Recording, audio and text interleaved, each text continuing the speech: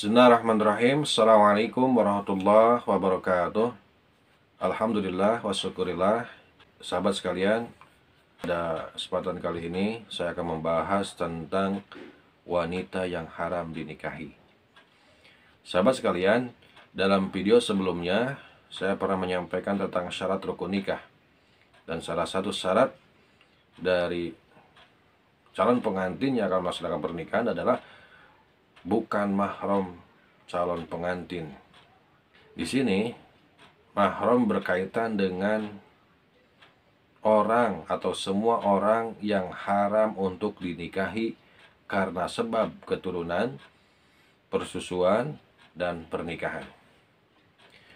Sahabat sekalian, mahram terbagi menjadi dua.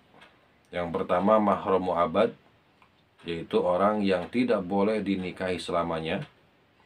Dan yang kedua, mahram ghairu mu'abbad atau mahram mu'aqqad, yaitu orang yang dilarang dinikahi sementara karena kondisi tertentu. Nah, dari kedua jenis mahram ini, kita dapat mengetahui mana saja yang haram dinikahi oleh kita. Sahabat sekalian, yang pertama tadi mahram mu'abbad, yaitu orang yang tidak boleh dinikahi selamanya. Siapa saja mereka? Nah, mahram mu'abbad ada 3 jenis, yaitu yang pertama karena sebab nasab atau keturunan. Siapa saja? Orang yang haram dinikahi karena sebab nasab atau keturunan itu ada 7. Yang pertama ibu, yaitu ibu kandung, ibu dari ayahnya dan neneknya, dan seterusnya ke atas. Yang kedua anak perempuan, dan seterusnya ke bawah berarti. Nah, selanjutnya yang ketiga yang haram dinikahi itu adalah saudara perempuan. Yang keempat bibi dari jalur ayah. Yang kelima bibi dari jalur ibu. Yang keenam anak perempuan dari saudara laki-laki. Dan yang ketujuh anak perempuan dari saudara perempuan. Nah, itu mahram mu'abbad karena nasab atau keturunan. Dia ada 7 wanita yang haram dinikahi oleh kita karena hubungan nasab atau keturunan. Selanjutnya yang kedua, sahabat sekalian, mahram mu'abbad karena ikatan perkawinan atau musyaharah. Dalam mahram karena ikatan perkawinan itu terdiri dari 4 orang. Yang pertama istri dari ayah, yang kedua ibu mertua, yang ketiga anak perempuan dari istri, yang keempat istri dari anak laki-laki atau menantu. Nah, sahabat sekalian, selanjutnya yang ketiga, mahram mu'abbad dikarenakan hubungan persusuan atau rodoah. Mahram mu'abbad karena persusuan terdiri dari 9 wanita atau 9 orang. Siapa saja? Nah, 9 wanita ini yang pertama adalah wanita yang menyusui dan ibunya. Yang kedua anak perempuan dari wanita yang menyusui atau saudara persusuan. Yang ketiga saudara perempuan dari wanita yang menyusui atau bibi persusuan berarti. Yang keempat anak dari saudara persusuan. Yang kelima ibu dari suami wanita yang menyusui. Dan yang keenam adalah saudara perempuan dari suami wanita yang menyusui.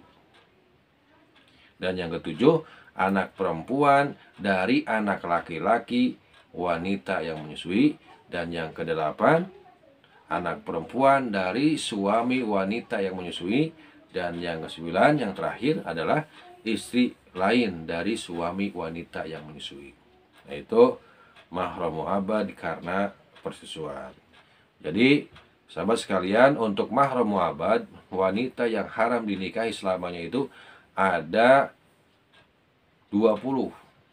7 karena hubungan nasab, 4 karena ikatan perkawinan, yang 9 karena persusuan atau rodoah.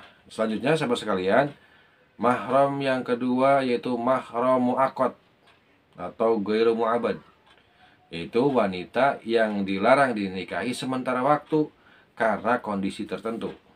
Nah, siapa saja? Nah, dalam mahram mu'aqqad ini ada 7 wanita atau 7 orang. Wanita-wanita tersebut yang pertama adalah saudara perempuan dari istri. Jadi saudara ipar, bisa adik ipar atau kakak ipar. Itu haram dinikahi sementara selagi kita masih menikah dengan istri kita. Selanjutnya yang kedua adalah bibi dari jalur ayah atau ibu istri. Ya, bibinya istri, baik dari ayahnya atau dari ibunya. Selanjutnya yang ketiga, wanita yang haram sementara itu adalah istri yang telah bersuami. Jadi haram dinikah oleh kita sampai istri tersebut telah bercerai dengan suaminya dan telah habis masa idahnya. Selanjutnya yang keempat, istri yang kafir sampai ia masuk Islam.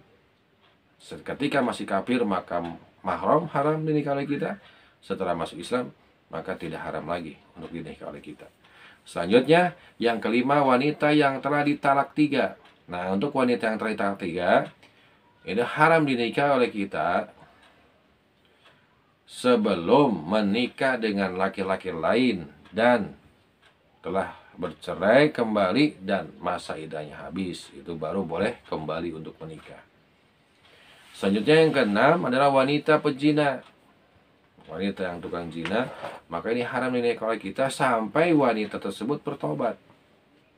Dan yang ketujuh, wanita yang sedang ihram sampai ia tahallul, selesai berpakaian ihramnya. Nah, itulah sahabat sekalian, wanita yang haram dinikahi sementara atau mahram mu'aqqad. Ya, mahram ghairu mu'abbad. Ya, haram sementara karena kondisi tertentu. Ada 7 orang. Nah, mudah-mudahan sahabat sekalian dari penjelasan tadi, dari mulai mahram mu'abbad, mahram mu'aqqad, sahabat sekalian dapat memahami sehingga semakin memperjelas kita, semakin kita tahu, semakin berhati-hati ketika akan menikahi seorang wanita. Apakah wanita tersebut tergolong dalam mahram bagi kita atau tidak? Demikianlah sahabat, semoga bermanfaat. Akhirul kalam, wassalamualaikum warahmatullahi wabarakatuh.